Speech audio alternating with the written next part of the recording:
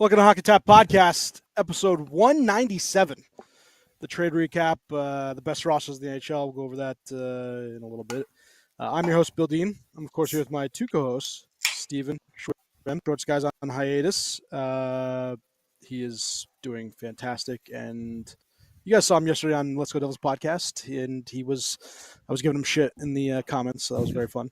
But you can find us on Twitter. Well, Prime Time Radio, Curtis Samwu. I'm behind the glass. You can find us on Twitter, Instagram, Facebook, YouTube, Apple and Google Podcasts, Spotify, and iHeartRadio. Leave us a 5-star review if you'd be ever so kind. We wanted to do a show last week, but then we figured the trade deadline. Then we're like, we'll just wait till Monday, go over the recap. But, gents, what are we drinking? Oh, hello, William. It's good to see you again. It is good to see you. I am having a limited release Dogfish Head, Sage against the Mercine IPA. Oh, I get what they did there. IPA brewed with white sage. Let's see if there's anything interesting on the back. A heady blend of sustainably farmed white sage and Mercine-rich hops creates a mind-bendingly delicious IPA experience. Enjoys notes of herbal pine, robust citrus. Okay, we'll see how this goes. Okay. It's definitely going to go better than mine. I'm drinking a year plus, I don't know how old, Focal Banger that's been in my fridge since I moved here a year ago. Focal Banger is like one of the best beers that exists. Yeah, I should have drank it as soon as I opened it, or as soon as I moved in, I should have drank it right away. Yeah, I mean, you might not. Well, you probably don't even know what it tastes like regularly, so maybe you won't tell the difference. I'm sure it'll be good. So I'm a little skunky. I was just what? I'm trying to read his face. Oh, he doesn't like it. All right, I am drinking courtesy of Alicia DeMarco from Hong Kong Beer Co. Respect Tradition Craft Revolution. It's Dragon's Back. It's a pale ale. Okay.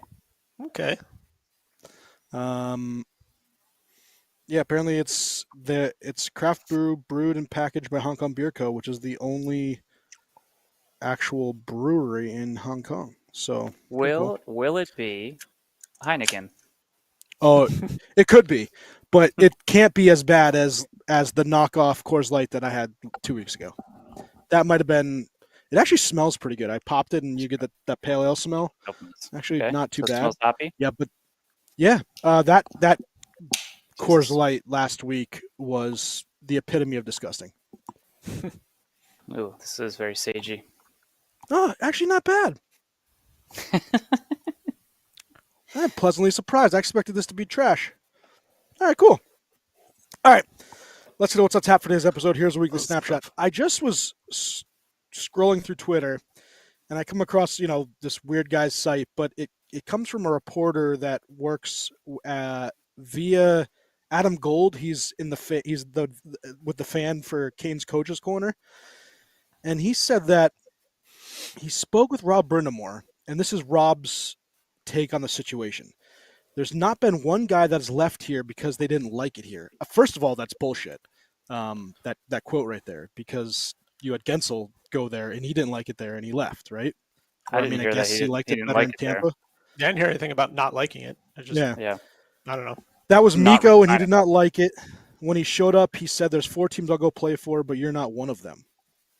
This is a guy that works for the fan down there that does the Coaches Corner. So I would think that I would hope if he's really one of the reporters and he's doing, that he actually talked to the coaches. It's not fake, but Gensel was the total opposite thing. If we had offered him the contract, if we had offered him that, then he's here. Meaning, I guess the contract that they gave, or the offer that they gave Rantanen. I don't think so either. I think he wanted to leave too. If the offer that if they gave Rantanen the offer, no, if they gave Rantanen money to Gensel, Gensel would have stayed. Oh, yeah, probably. If they gave him $12 million, 13 years. Or if they offered him $13.5 million or whatever the hell they offered him. Yeah. But we didn't, for whatever reason. That's a different conversation. All the other guys that walked out of here, I'm afraid it's just because they got paid a lot more money than we were offering. They all wanted to stay. Yep, and here's Sarah. Hi. So Miko was the only one that I've been associated with that said, I don't want to. This is not for me. And I think there's other circumstances on that. It's not because of the hockey. It's because I think his family, it wasn't for him. So good. And I appreciate that he let us know that. We probably shouldn't have known that. We probably should have known that before we made the deal. We're trading for him. Correct. Yes. Now, Absolutely. in that initial trade from Colorado, did he have any kind of say as to where he goes, or he just No, Colorado- I think he was he had no- blindsided. So from Okay. this Yeah, is I the don't- report I don't that I think heard he from has- that I think he has a no his- trade list, right? He just has like a 12 teams. He didn't or have something anything. on his no trade list. yeah, I think has he was So there's minor. no Yeah, clause. I don't think feel he had like any has clauses. like a no. I think he had like a no trade where he had just like a. He does. At He least, does with the at least new a one, dozen but I was teams. looking at his old Miko Rannon. I was looking at the old salary, and I don't think he had any movement clauses at all. Okay. Anyways, So he had the no rumor choice that in I'd going heard- there. That's what I was Yeah. getting at. yeah, the rumor that I'd heard was that I guess either Sakic or the GM called his agent, asked him what they were thinking at in terms of contract at the time. Excuse me, and he said that essentially they didn't give them the right numbers or they were way off, so they just pulled the trigger on that trade, which is crazy. But yeah, they're obviously not too happy with him now going to Dallas and being there for 8 years to ruin their life in the Yeah. same division. But that's that's what they did. So Yeah, this whole Yeah, Colorado situation was probably very didn't, strange. Didn't expect it. Didn't expect that to happen either. Like, all right, let's trade him No, out to the they East. definitely did Done not. deal. And now here he is. Yep. I'm Um, just glad he didn't go to freaking Florida. Like, yeah, I'm glad he certain did other not player. go. but I we'll heard give him rumors that of him going to Toronto. Like he would have accepted a trade there, and they were trying to get Marner for him, but Marner wouldn't. Yeah, waive so that was the his other thing. No trade clause. Apparently Toronto went to Marner after offering Easton Cowan, Fraser Minton, and 2 firsts. I guess Carolina came back saying, "Hey, is Marner available?" They actually went to Marner, and he said, "No, I will not move my clause to go down there." Yeah. Which, now that goes out into the public, and all of a sudden, all Toronto media is all over Mitch Marner. I can't see that ending very well. I think. So I guess Yeah. now you know that he's not signing in Carolina, I guess, right? In the offseason? And Yeah, also yeah, that he will Toronto not. was willing to trade you. Like they're Yeah. asking you to waive your trade clause. So Yeah. So, like. Well, I mean, so I'm either- assuming they already know that they're not re-signing him, right? They probably already had those talks, so there's already an assumption or something like that. So being asked to be traded shouldn't be that much of a slap in the face. Yeah. Yeah, I don't know. I don't know, Toronto's weird. Also true. TMZ Sports confirms that Trevor Zagris got into a physical altercation at a LA party with Jack Doherty, some influencer loser. That's idea. wonderful. Huh. Heated exchange took place at the Hype House after Jack told the NHL star that Zagris' famous move to Michigan was a hockey TikTok dance.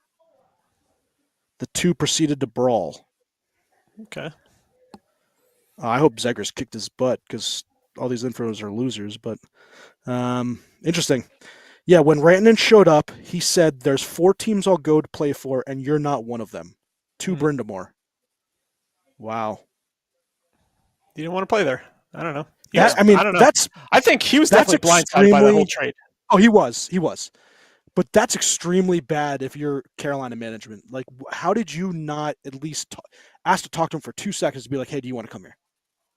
Yeah, at least vet it They- a little bit. apparently- or assume that they can open up their entire bank account and he's just going to stay.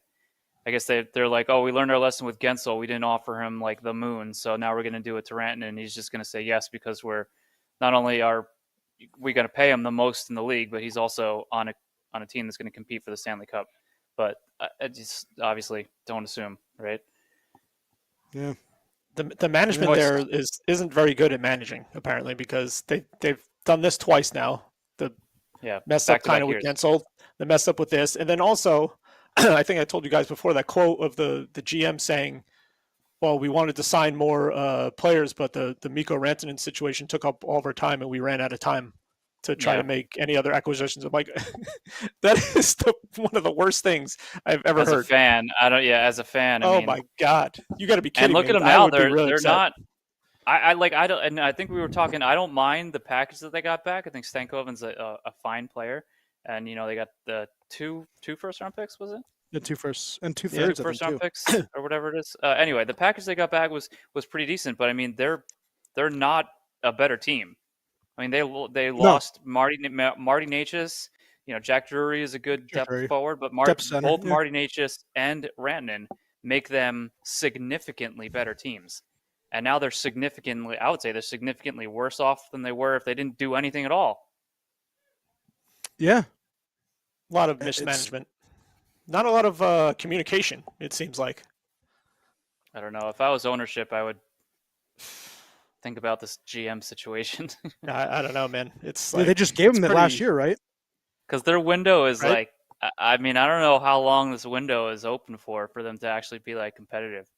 And especially now that they just lost players. And Stankoven, I think he's going to top out as maybe a decent second line forward center. But is he going to play second line center? Winger, I don't even know where he's playing currently. I know he's scored, but in his first game there. But I see him more as a role player, maybe a third line. Is he a center or he's a middle winger? Six center. He's listed he's a as center. But yeah, I see him as middle six. I don't know. Middle six, and if he ends up I mean, I don't know. He's a little guy, similar to me, so I can't really talk. But I'm not in the NHL, and you end up playing somebody Florida's going to just, eliminate him from the game completely. Yeah, because he's a good player, but he's not that skilled where he can he's not Johnny Gaudreau where he can, or even Jack Hughes to another extent that their skill they can get away with it with skill. He's a skilled player, but he's not either of those two players. No, not even close. It's going to be interesting to see, like you said, how they go from here on out, because they've been spurned now twice, by trades they made and, guys leaving for free agency. And they're a penny pinching organization. I mean, they obviously had the whole Aho thing where, the owner didn't know if he wanted to sign him when Montreal gave him the offer sheet. That contract offer sheet. And they obviously did that back to Montreal for Kotkaniemi. But it's a bad. Is he gone? No, he's still there. No, he's still there. Oh. He's fourth line center, making $4.5 million a year or something like that. I don't know how, this team, if your players in that locker room, you've seen it happen twice. People don't want to go there. I don't know. I don't know what you do if you're a player. I think possibly what's playing a role, maybe, is that both these players that they now got, quote unquote, spurned by, neither of them want to be traded, right? Rantanen didn't want to go anywhere. He wanted to stay in Colorado. Gensel surely didn't want to leave Pittsburgh. So, no matter where they're sent, I think it's going to be probably a similar situation. And of course, Carolina had the best package at the time for Colorado, I'm assuming. I mean, they got Marty Necas back for 13 games of Mikko Rantanen. They got Marty Necas, Jack Drury, and whatever those draft picks ended up being. And Jack Roslovic got a Rolex. He sure did. Well, yeah. He won it. He won that trade. He was the really big winner. He gets his number back, and he gets to keep the Rolex.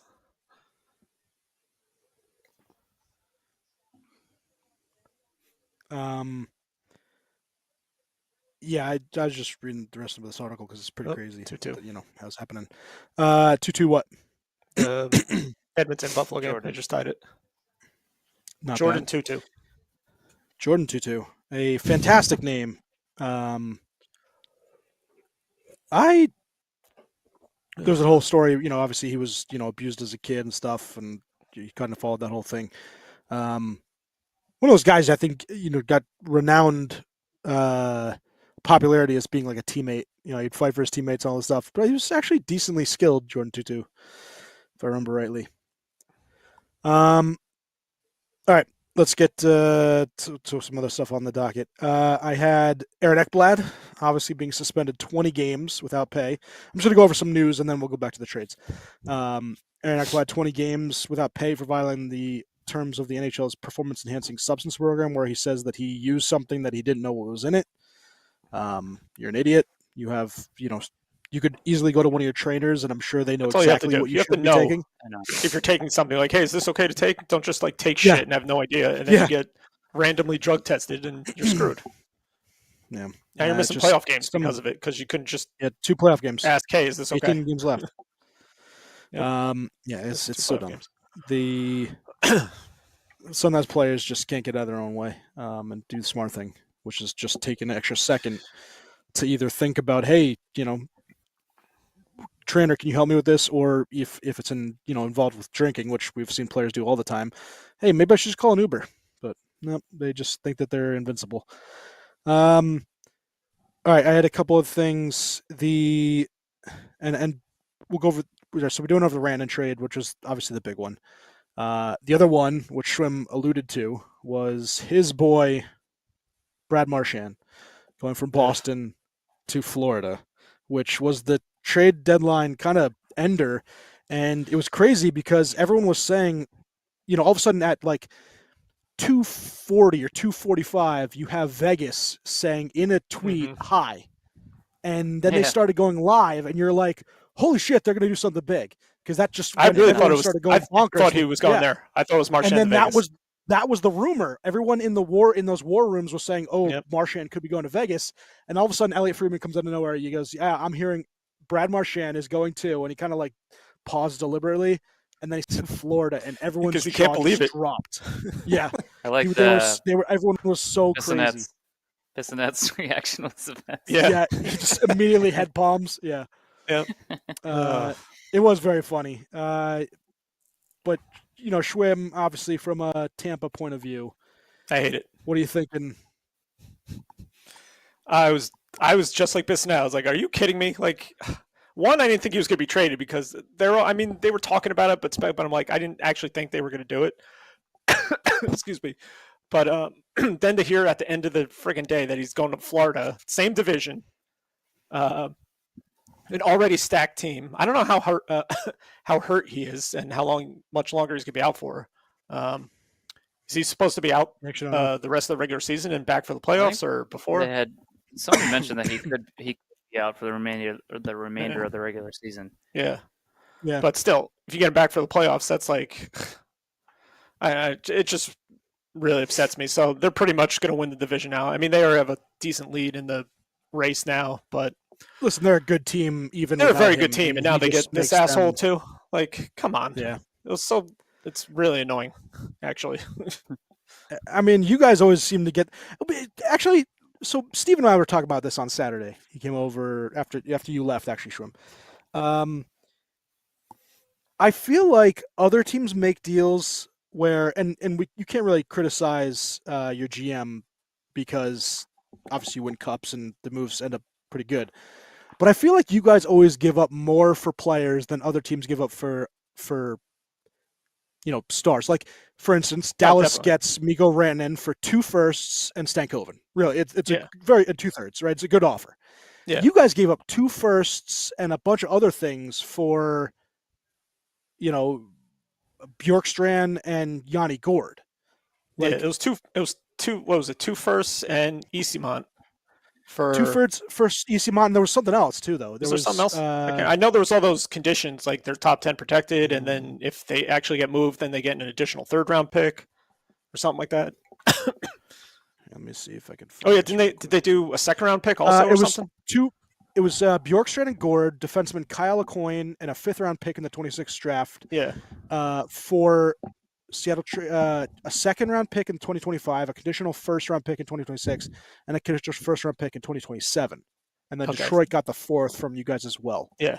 So you guys gave up 2 firsts, a 4th, and a 2nd for those 2 players, along with Easymont, which he's an AHL forward. I don't care for those 2. But you obviously you have the Tanner Jeannot trade, 1st, 2nd, 3rd, 4th, 8th, trade. Whatever. It was like 8,000. That was a bad trade. But I always I feel like you guys always seem to give the up other trades though have been pretty more. good. Yeah, but they end up working out. Like the trade they gave out a first round. You guys win cups. You can't criticize. Well, they do a first round pick for Hagel, and look how good he's turned out. Yeah, he didn't Chicago. Win, right? That was after. That was for their third. Yeah, he was. Right? He wasn't there. Yeah, but like and he's Nick Paul. He's been unbelievable this season. Nick Paul was not a first round pick, but he's like the perfect like middle sixth center that you want. You can put him anywhere. Also, he kills penalties. He's turned out great. The Jeannot was a huge swing and miss. Like they've taken huge swings. That was probably their biggest swing, and it was the biggest miss. That was so bad, that freaking trade. But all their other trades have been pretty damn good. But yeah, they're overpaying. They overpay a lot. But like like that picture I sent, Julian Breezewell, it says fuck them picks. He doesn't care about them. He'd rather he acquires players and develops them from trades. When they do draft players, they draft pretty decently. But yeah, they overpay like all the time. But yeah, Tanner Jeannot was you guys got a second and a 4 back for Tanner Jeannot? When we traded him to LA, I think we got a second round pick back for him. All right. So you gave up a third for the rights to Gensel. I'm actually looking through all your trades too. Yeah. Last year, all right, so in the offseason, you got obviously Geeky, Sergachev trade, Moser, 2nd and 7 for Sergachev. Moser's been awesome, and they get a great prospect in Geeky who can. Yeah, you traded a 2nd and a 7th for McDonough. Wasn't Geeky playing? He was, and then they sent him down like halfway through. He's not. Anymore. That's not a prospect anymore. You know that, right? Yeah, it's like his first year. Already. Whatever.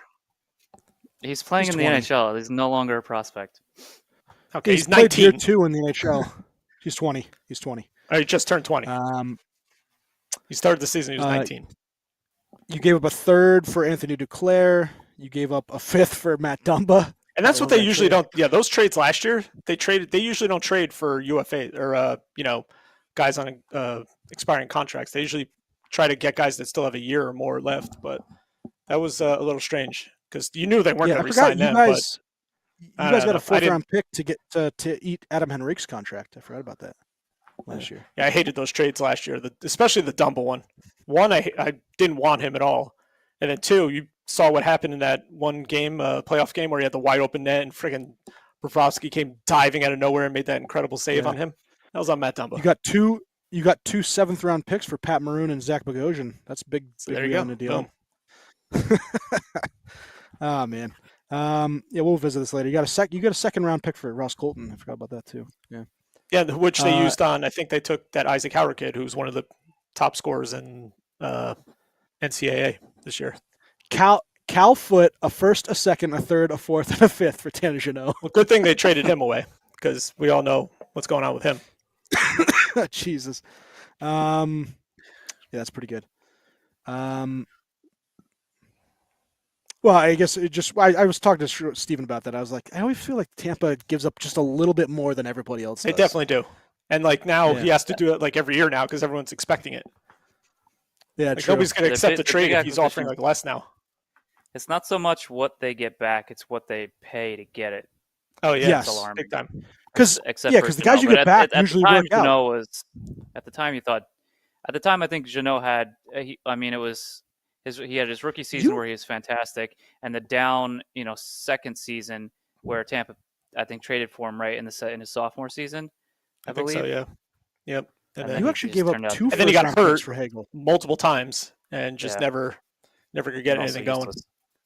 You gave up a 2023 first and a 2024 first, as well as Taylor Radish and Boris Kachuk for Hagel. That was the Hagel one. Yep. Kachuk. Boris Kachuk. Yeah, you gave up Matthew Joseph for Nick Paul as well as a 4th. Yeah, that's a really good trade. That was a good trade. Yeah. So, not too bad. You got Brent Seabrook for Tyler Johnson in a 2nd. So that's the Hagel one is put him on, definitely the best one. Put him on LTIR. Yeah, I mean, you put him on LTIR. You had to get rid of Tyler Johnson's contract, and you had to give a 2nd round pick for it. It's a little steep. Yikes! Everything they give up is always steep, but I don't know. Yeah. Future considerations for Yanni Gord. That's what you got. Well, he was taken in the what do you call it, in the expansion draft. Yeah, but it says there's a transaction. Hmm. It says FCs. That's weird. That's interesting. He was taken in. He was unprotected and taken by Seattle in the expansion draft. So maybe all trades just say FCs because Puckpedia. I'm on Puckpedia, and that's what they classify it as. Whatever. Fourth for Davis Savard. And that freaking all those trades that Boston did on the deadline day, they traded 6 players away. And what did they play Tampa the next day and fucking crush them? That was the most humiliating loss I've ever seen in my life. A completely depleted team that just traded away everybody, and they beat us 4-0. Oh, you're extremely excited. It was terrible. All right. Couple trades that happened. Just a couple. I forget when. Besides the big ones, what was the best trade? Besides Marchand and Rantanen and I don't know who else. What was the best trade? Well, the trades that we kind of missed out on as we were going. The Rangers made a couple trades. Seth Jones, I think, was a big trade. Well, now that's like a great trade. Now that Ekblad is gone for 20. Yeah, Jones in a fourth. Are we talking deadline day or are we talking about this season? Well, since I would say since our last podcast, which I have absolutely the best one of the season. I think sleeper best of the season. All right, give me that one and then give me the deadline. I have a deadline. I'll think about the deadline one. I think the Georgiev for Mackenzie Blackwood is hands down the most lopsided trade. Well, did they give up any picks in that trade too, or no?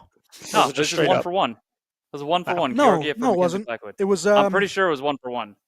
I'm looking at it right now. It's Blackwood, Giovanni Smith, and a 5th rounder. So 5th rounder for Georgiev, Nikolai Kovalenko, a 5th and a 2nd. So they gave up a 2nd round pick for Blackwood. All right. Well. Okay. Still. They were able to get rid of Georgiev. Yes. Yeah. That's actually probably why they didn't give the 2nd. The 2nd round pick probably because okay, we'll take on this contract and you guys can have Blackwood because we want Askarov, I guess, to either way, stupid. Anyway, continue. The Brock Nelson deal, I think actually this was the best trade, and it's not actually for the Avs. I think the Islanders actually made the first good move in quite a while. They got Ritchie. They got Callum unbelievable Ritchie, prospect. Who's deemed a top 5 prospect, can't miss. We obviously know can't miss is not true. But for Brock Nelson and William Defoe, they give up Callum Ritchie, Oliver Shillington, and a 1st round pick in either 26 or 27, and a 3rd in 2028. For the amount that they got back in that trade, and Nelson might re-up with them in the offseason. Yeah. He might not stay in Colorado. He might go right back to the island and re-up with them. That would be bonkers. That was a ridiculous trade. So apparently, Lou Lamoriello went to all teams and was like, "We want your number 1 prospect, or what we deem as the number 1 prospect." That was the going rate, no matter what, as well as a 1st. So Lou actually put his foot down and got it, which was pretty impressive. Got it done. And then, Bruins, you said, made a bunch of trades. They traded Justin Brazeau, who's a rookie, by the way, the Boston Bruins, kid with some good young chops for, he sent him to Minnesota Wild for Marat Kuznetsov and then Jacob Ulako. So that was an interesting move. Bruins made a ton of moves. It was an original pick by the Bruins. Lacko. I think that ownership was just pissed at this season and how they're going, and that they said, screw it, we're gonna sell off. Obviously, Brandon Carlo going to Toronto. They get back Minton for that, which is a good. Minton's a pretty good player, but Carlo's good. A decent defenseman. Obviously, the 2nd round pick, which could become a 1st for Brad Marchand, the Brazeau trade. Jake Wallman going to the Oilers was pretty sneaky. He's a 1st round pick, by the way, but it's a decent trade. Oblivious going to the Caps from Stevens Pittsburgh Penguins. The Dylan Cousins trade. That was mine. I just thought, because it was so stupid by Buffalo. Yep. Oh my god! Yeah, so I don't understand this team. Buffalo gets Josh Norris and Jacob Bernard Docker. They give up Cousins, Dennis Gilbert, and a 2nd round pick in 2026. Yeah, and a 2nd round pick they got with Cousins. Yeah, that's nuts. I mean, Steve, you were saying obviously because Cousins, he's either boom or bust. He's kind of all over the place. I mean, we know that Josh Norris, when he's healthy, is a good player. That's what I'm saying. At least Cousins plays. Norris is freaking hurt all the damn time. Yeah, I mean, I guess he plays, but like, there's like, I'll watch, I'll and he was on the Buffalo games, and sometimes I'll even forget he's on the team. I feel like that's how most of the time how bad he's been. I mean, I don't know if it's the team. Of course, you can chalk it up to the team, but it's not like Buffalo doesn't have players that are playing very well. Or good players. So I don't know why his career just hasn't taken off in Buffalo when others has been fine. Paterka is an example. Tage Thompson, obviously another example of guys who are developed. Rasmus Dahlin, another example. Guys are developing well there, and I don't know why he didn't. So I don't know. I don't see that as that crazy of a trade as everybody else does per se, but because Josh Norris, if he can be healthy, which is probably unlikely, based on everything in his career so far, but he's a very good player, and he could be, one of the best second line centers probably in the league if he can play and stay playing. Yeah. No, he's talented. So I don't know. A lot of what ifs, but I'm not sold on Dylan Cousins. So I'm not. I just think you're trading a 20. What is he? He's 23, right? Still 23. Yeah, and a second round pick for and those contracts. Both of them have long term. Yeah, he was only in like the second or third year of his contract of a 7-year deal or something like that. I think third year for Norris. I don't know. Yeah.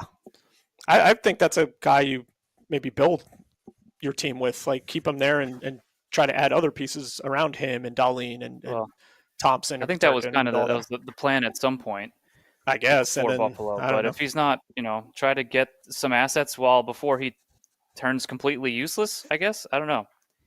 Because he could develop in the wrong way, and he could keep, declining. And if that's the case, you're not going to get anything for him. Usually when you get traded from Buffalo, your career goes up. I know. So he's I probably can't argue better. that.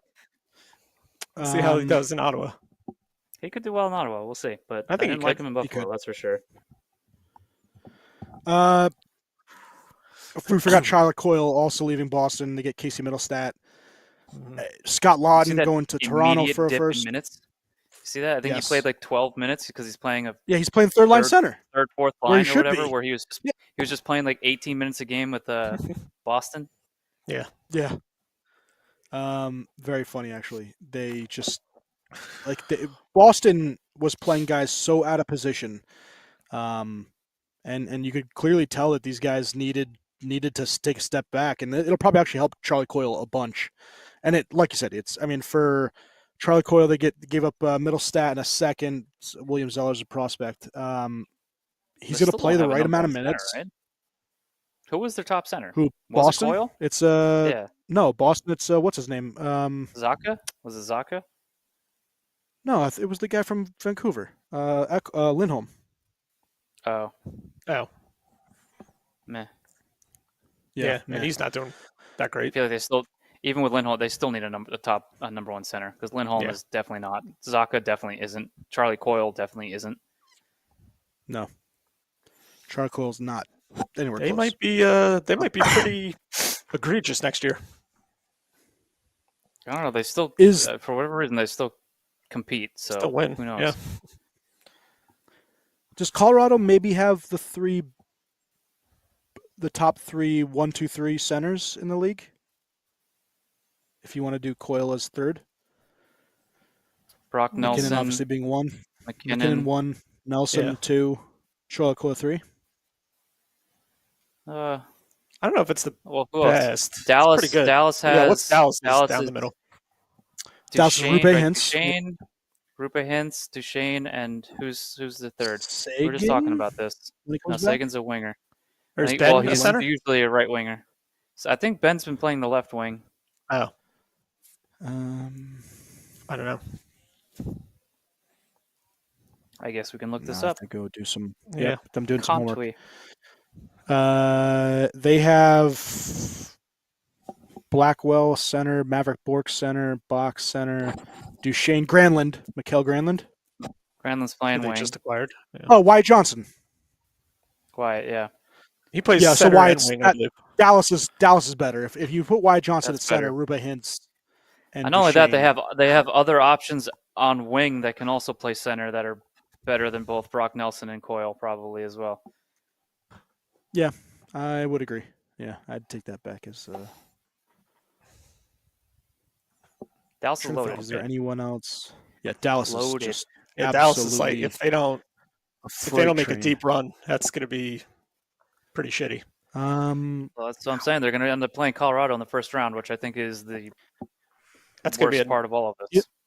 You know what's crazy? Rangers are the Rangers top 5 with centers. I don't. According to you, yes. No. I'm asking you the question. Are they top 5?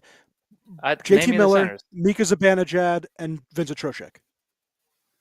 Is that a top 5 grouping in the league right now? I'm not saying they're not playing well right now, but if you were to put that on paper and Zibanejad's not playing center either, isn't he? He's playing with JT Miller, isn't he? Well, he's playing, but he's doing both. They keep switching him back and forth, which is just this is why Laviolette is destined to be fired and should have been fired already. But he moves them back and forth. Just wait till the offseason. So I mean, I don't know if he's playing the wing mostly. Then I don't know who's the other who fills in at center if that's the case. Well, then it's Brodzinski, but the 3 guys they have on paper are absolutely those not. 3. Well, no, I know that. But if Zibanejad's playing center, are they a top 5 grouping? When you think about the whole NHL, I mean, Florida Panthers probably is also up there. Barkov,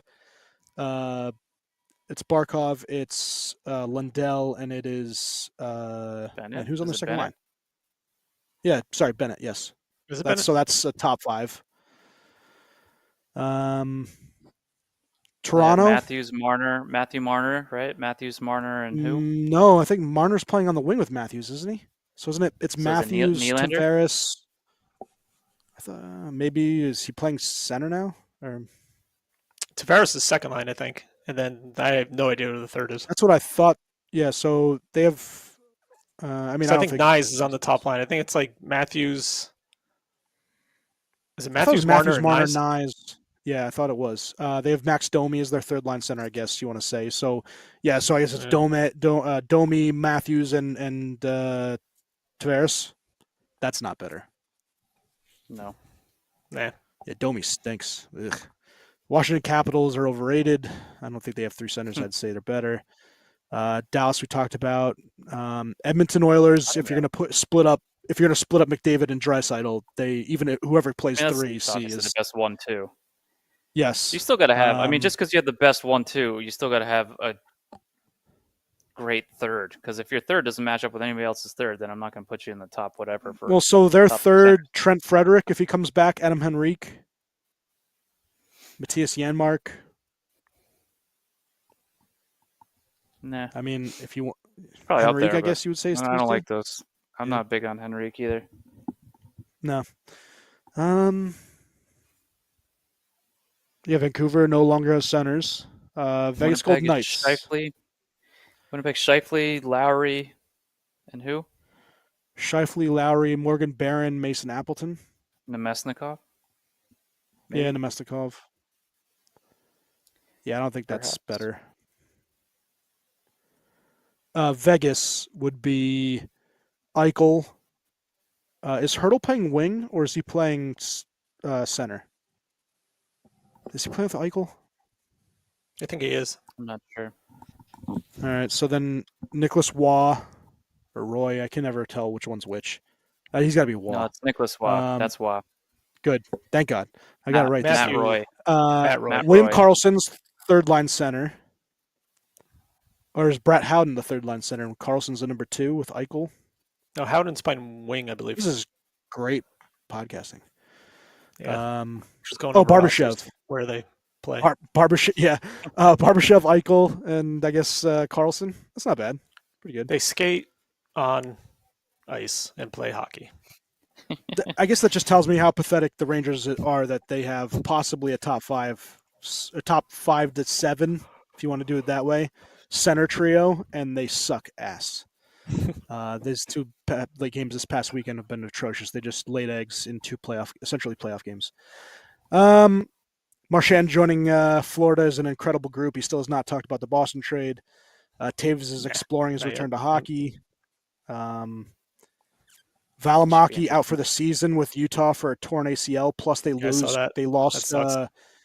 They lost what's his name to Connor Ingram. Connor Ingram to the backup. Not substance abuse, but it's a player mental health program. Yeah, mental health. Thank you. Apparently, his mom had passed away, so he's been dealing with that and some other things. So obviously, hope he gets better. But yeah, losing Valimaki now for 8 to 9 months when they're in the heat of a playoff race. That's a big hit. It's huge. Who is their new goaltending duo there? Because Jackson. That's got to be Vejmelka's number one. Vejmelka's number one. Rolling. Yeah. Oh yeah, it is still Vejmelka. Yeah. Stauber, son of Rob Stauber, former Kings goalie. Okay. You know what? I read that as Vejmelka and not Valimaki. Idiot. That's who you thought it was. Yeah, I was thinking the goaltender. I just read that. I was like, oh wait. Yeah. Yeah, Vejmelka has been pretty fantastic. It's okay. I still hate your guts. Yeah, I still hate my guts too. Yeah, we talked about Lawton in the first. Tanev to Winnipeg, which is I think a sneaky good move. Anything else you guys can think of? Just moves in general. The other move Ottawa made was pretty sneaky. The Zetterlund at the end of the draft. Yes, Zetterlund. Trade deadline. I thought that was a very underrated sneaky move. I think it was a sneaky move. I'm curious. Like, I don't know why San Jose would trade him. I don't know. He's acquire a good young picks. That's all they want. He's a good young. Like if you're trying to build your young roster, 25 years old. Yeah. And he just scored. He's got 20 goals, right? 20 goal scorer. Yeah, I don't know. You'd think that he fits with the rest of the young core that they're trying to build around there, but I don't know. I don't know the two forwards they got back. What did they even pick? Yeah, what did they get? They got a second round pick and two forwards, Zach Opshak and Noah Gregor. Who did they get the first round picks from? They also gave up the 56th overall. Wallman get a first round pick. Wallman was that it? First, was that one? Yeah. And they got another one, and they got a first round pick for this draft, and then another one for next year.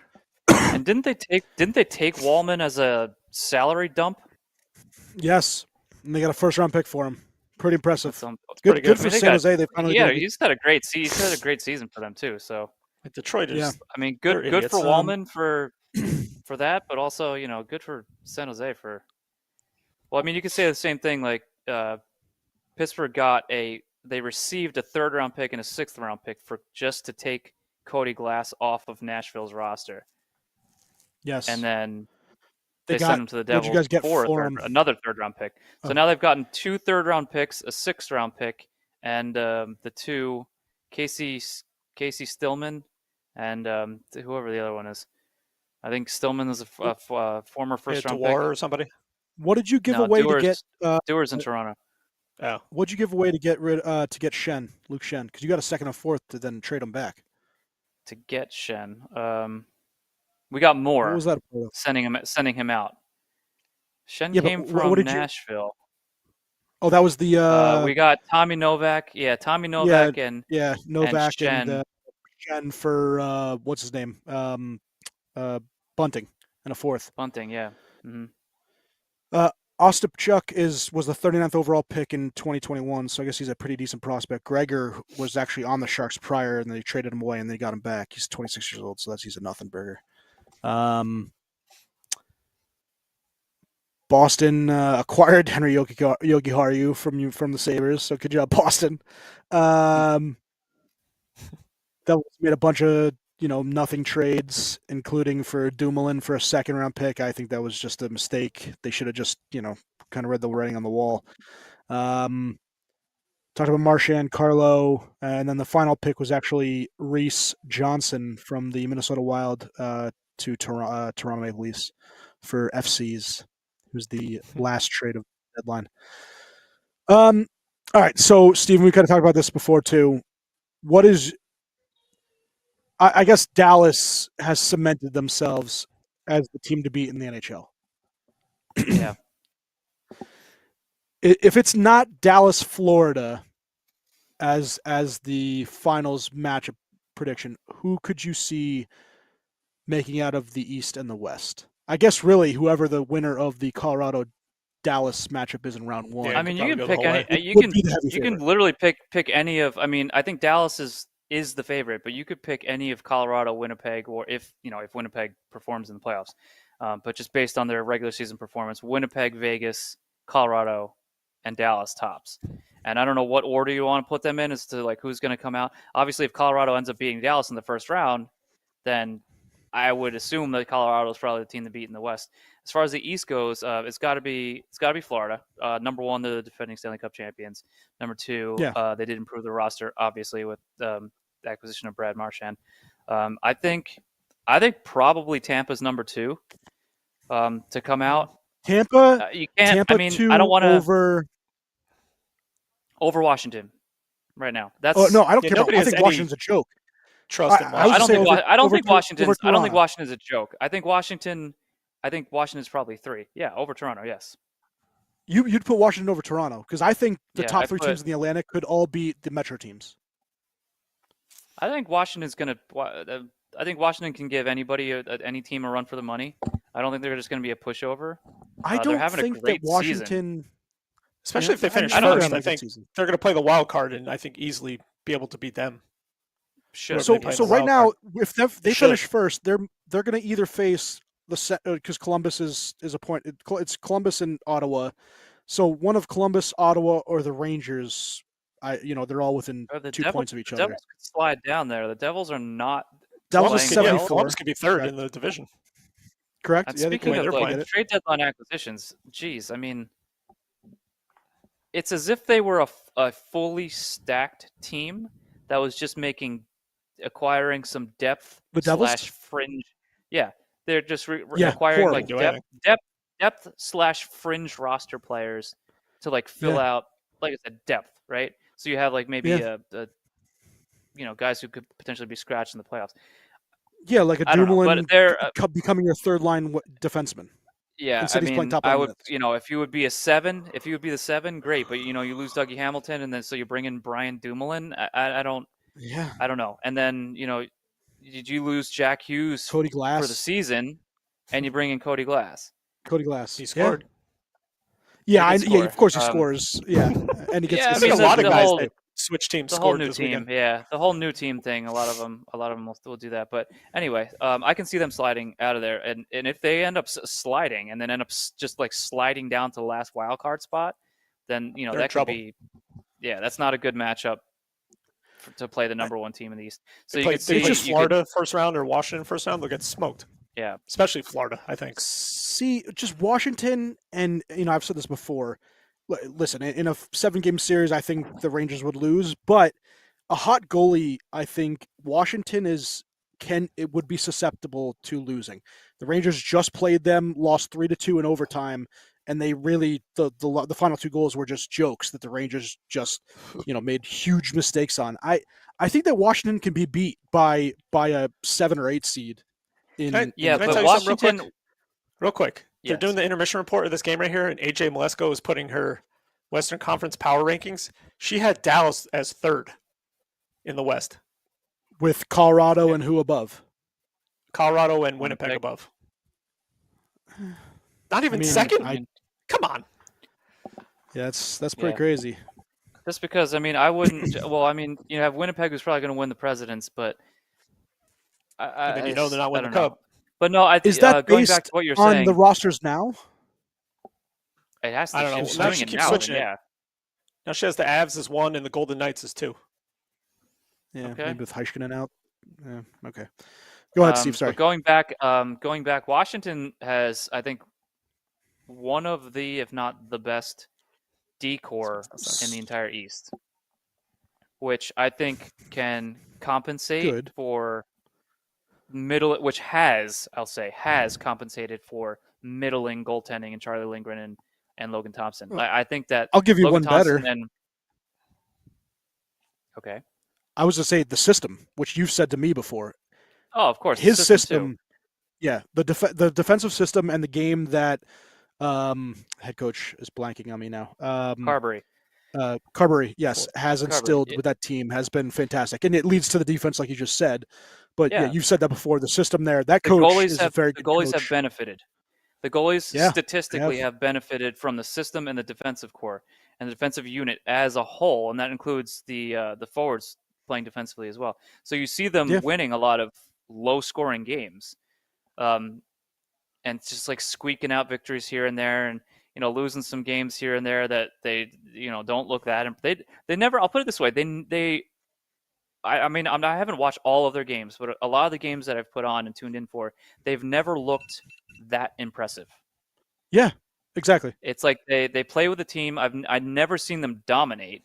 They play with the team. I've actually seen them get dominated. They actually got dominated by the Penguins and beat them 8-3 or whatever the heck it was. So it's opportunistic, but again, things like that, like teams that ride a season like this, it eventually does fizzle out. And you tend to get exploited in a 7-game series. But that being said, I still have them over Toronto. Toronto also doesn't impress me. I think offensively they look great, but most of the other times it's like a whole lot of turnovers, giveaways, lackluster goaltending. I mean, they've just played Colorado. I mean, Mackenzie Blackwood didn't play that well either, but Justin Wall was a sieve. Not good. So, the goalies, yeah. Oh no, I'm sorry. It was Stolarz. Stolarz played, and Stolarz is supposed to be their guy. But Stolarz, and I like Stolarz, but he's not the guy, and I don't think Wall is either. So, or Wall, right? Am I talking about? Yeah, Wall. Yeah, Wall. Yeah. I don't know. I'm not convinced by them at all. Until they prove me wrong. But yeah, that's who I would have in that order. Florida, Tampa, I think their Washington. defense. Okay, I think the defense did get a little better with Carlo. Obviously, Tanev, Morgan Riley, Jake McCabe, Alvarez Larson. Like they're at least shoring up defensively. But yeah, the goaltending has not. Offensive defensemen. The offense buying in defensively is equally as important as having a solid 6 defensemen. If Austin Matthews, he had a good Four Nations tournament. He didn't have a very good offensive 4 games tournament, but I thought he was very active defensively during that series. If you could play like that during, a playoff series, he's a really good player in the league, and he can play even better. But he's counted on. He's highly counted on to score. Highly counted on to score, and he can play well defensively. But I mean, if he's not scoring goals, I mean, that's why he's paid. I don't even know what his freaking yearly salary is. $11 million, whatever the heck it is. 11.5, yeah. That's why he's making that money to score, to have 60 goal seasons, not to, boost his plus minus. Marner. And then Nylander has a tendency to disappear sometimes. He does. Yeah. In big games and big series. So I don't know. No, Nylander. I feel like Nylander is a little more present than the other two. I don't know. I feel like he disappears sometimes. Like, you don't even he'll go on a heater and be like, oh man, scoring like crazy. And then out of nowhere, he's just like, he falls off a cliff for like 3, 4, 5 games. We'll make this quick. You have obviously Nathan McKinnon with 100 points, Draisaitl 95, Connor Hellebuyck with a 2, close against average. He's killing it right now. McKinnon, Steven, you were saying that maybe he wins another Hart Trophy. He won it obviously last year, back to back. Especially if he wins the. You were asking the Art Ross. Absolutely. Yeah, you were asking the last back-to-back Hart Trophy winner. You had said you thought maybe McDavid. Yeah. McDavid did not do it. Who do you think it Ovechkin then? It was Ovechkin, 2009, 2008. Yeah. Mm. Prior to that, it was a goaltender, Dominik Hasek. Nice. And then you had the Gretzky run from 87 to 80, which was 8 straight. One of which, which was it? 80. What was the most egregious one that he won? What do you mean the egregious one he won? There was one that he won over Lemieux, which was the most despicable of. All I know is he won from 80 to 87, then Lemieux took it in 88, and then Gretzky took it back in 89. Yeah, so it was 89, where it was just, I think Lemieux had 199 points and whatever the heck that was that one? Yeah. Yeah, no. All right, Steven, I have a trivia question for you, and then we'll get out of here unless you guys have anything else. Okay. Let's hear it. Okay. So, your Penguins, and we've talked about the stat prior, okay. 13 first shot goals allowed. So on the very first shot that the opposing team takes on the Penguins, they have allowed a goal on 13 games this season. Right now, it is the second most ever for shot goals. Yeah, well, since it's been documented, tracked, which is I think like was the like early 2000. 90s. No, not even the early 90s. I think it was it? Okay. No, it's early 90s. It's a different stat. So there's two different StatCasts. In 2012, the Chicago Blackhawks had 12 games, but they found one other team that has more. They have the record. Guess how many games and what team? Yeah, I don't think I knew the team, but it's 16. 16, correct. 16 first shot goals. The team is, it's amazing when you hear this, what team it was. Detroit? No. Close, though. Okay. Chicago? No. Colorado? Colorado Avalanche. Guess what year? Was it a cup winning year? 2000, 2001 Stanley Cup champions. Yeah. The Colorado Avalanche allowed 16 first shot goals, and they were joking around that essentially what probably happened was Patty Waugh was like, "Oh, this team's just jerking around the locker. I'm going to let the first one in, and then maybe they'll come back and play." So that had to have been mostly him too, because back then I don't even know who the heck the backup was in that year. But like back then it was like there was no split times. Like those guys played just about every damn game. He probably played close to 70 games that season. He had to. Yeah, he was. Yeah, we actually did a quick post in Facebook Live from Michael Hay. Hey, Mike. What is Timo Meier getting paid for? Scoring goals? Oh. I think we were just talking about how he's got 17. Fabian Zetterlund. He gets paid to skate around in circles. And Fabian Zetterlund, who was traded over to San Jose for Timo Meier, has the exact same amount of goals as Timo Meier. No, he's got more, right? Because if he's got 20, 20 and 20. Meier's got 17. Oh, I thought it was Meier's 20 got 17. 20. I'm looking at stats right now. Okay. Nope. All right. Yep, so even worse. Even worse. Sorry. Sorry about that. Listen, Devils fans, I said it prior. That contract was never going to be a good one. And I understand why they do it, because it is hard to, lure guys to Newark.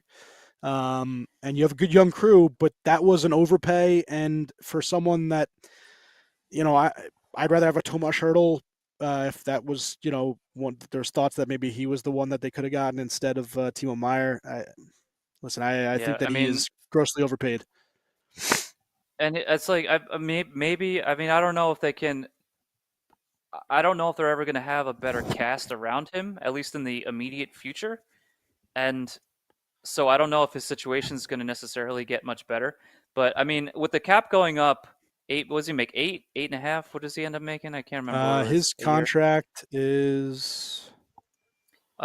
With the cap going up, it's a little bit more affordable, but I still don't want to be paying 8.8 for 7 more years. I don't want to be paying $8.8 million for 20 goal seasons. That's not good.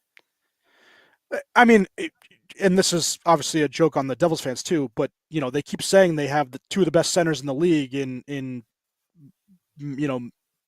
obviously Hughes and Hischier, so maybe it's their faults.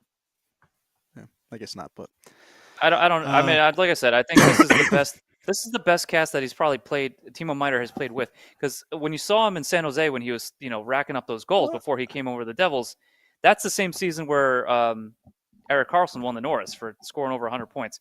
So whatever the heck was going on in San Jose, where David Quinn, these guys had these monster seasons on a really, really bad team, and then they go to better situations and it immediately gets worse. I don't know. I don't know what to say. Karlsson's not a fluke, because he's done this his entire career. I know that was his, obviously a crazy season, but Meier was, his trajectory, he was projected to be a great goal scorer. His trajectory was going up until that season, and then he went to the Devils, and he didn't even do well when he got traded there. And now, we're a season ahead, two full seasons in, counting last season, this season. So I don't know. I don't know if it's going to get better. So for you guys. I hope it does, but it's not. I don't see that happening. 20, pay a 20 to 25, potentially 20 to 25 goal scorer. 8.8 million a year is an albatross. Horrible. Yeah. Erik Karlsson had 101 points that year in 2022-23. Logan Couture had 67 points. He was the next closest. Couture actually played 82 games that season, which is impressive. Wow. Hurdle played 79. He had 63 points. And then Meyer played 57 games and had 52 points. He had 31 goals, which led the team. Yeah. And, I mean, you look at somebody like Rickard Rakell, who has 30 goals, and he's getting paid 5. So yeah, and he's on a much less talented team than the Devils. Yeah, I mean he's playing with Crosby, so it's it's. Quick question: Hischier or Aho? Who would you rather have? As what, a 2C? Wait, on your team, the other's 1C.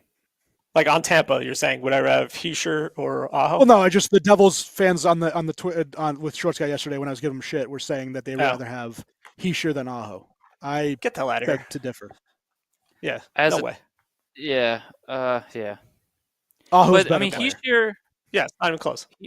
Hischier. Well, he's another one. I mean, you got both. You got your top 2 centers in Hughes and Hischier, who are so prone to injury. And Hischier could be like a poor man's Patrice Bergeron. You just can't expect a lot of. Bergeron. And his goal scoring this season has been, or at least it was impressive. I haven't been following to see if it. I'm assuming it kind of trailed off there, where he was close to the league lead. I guess I could look that up, but he sure has. I mean, I had been saying that as long as you don't expect him to be like goals. Yeah, I mean that's pretty good. So, that's but good. I mean, I would take that. Honestly, I'd still rather Sebastian Aho. Yes. Yeah. Because when they were saying that, I was flabbergasted. I wouldn't even think about it. I wouldn't even hesitate. Yeah. Aho over Hischier.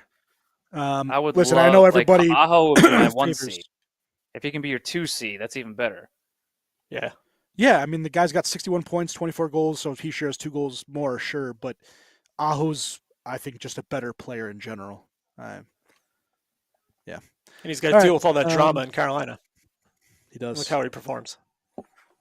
And like I said before, he's also the lead singer of a band. And he has to balance that too. Rannon's one of his very good friends from Finland, and he couldn't get him to sign. I'm surprised. Yeah, I really think that team is in trouble because players notice these things. Excuse me, I'm coughing over here. Yeah, that was gross. Players notice these things. I need to get out of here. Yeah, I think I just coughed up a lung. All right, outro bum. Dragons back. Dragons back. Bach. Yep. I'll give it a 3.75. Impressive. I give mine a 3.75 too, except I'm not enjoying the burps, but it was good going down. Not so much. Sage burps. Bunch of sage burps. I don't feel well.